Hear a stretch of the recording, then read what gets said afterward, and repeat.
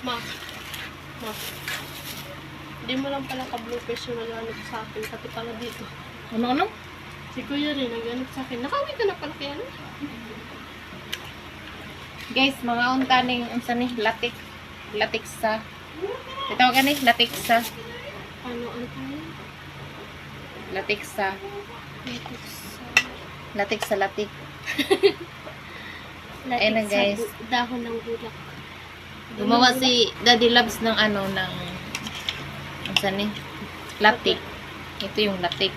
Ito yung latik. Latik sa malagkit. Tawag nito latik sa malagkit. Kasi ito yung latik, tas ito ang malagkit. Gumawa si Daddy Loves kanina ng latik. Kala ko nag-bloopers Sige, na. lakot ka ba na?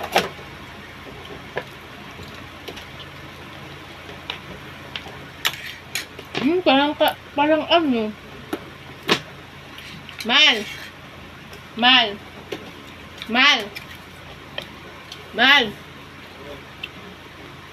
Iba lagi ang lasa sa latik ni Wawa.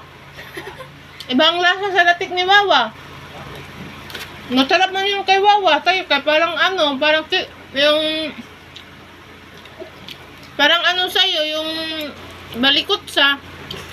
May lihiya kasi yun sa kanya. Yan kasi kalamay lang ang kanyog, saka kumado.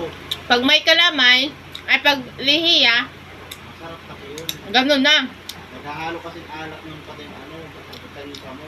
Kaya yan, ano lang kasi yan, kalamay lang talaga siya. Kaya sabi ko, bakit iba lang sa latik ni Wawa?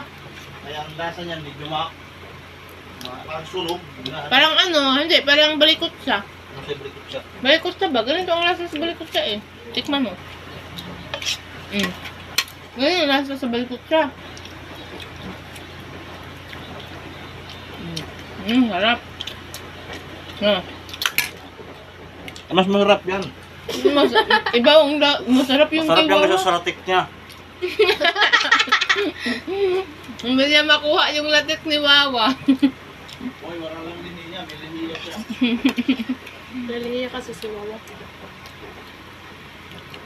Mas masarap pa rin yung latik ni Wawa kaysa latik ni Daddy.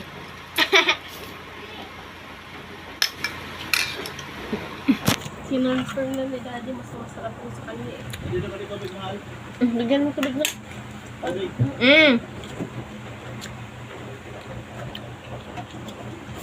Oh, ito guys.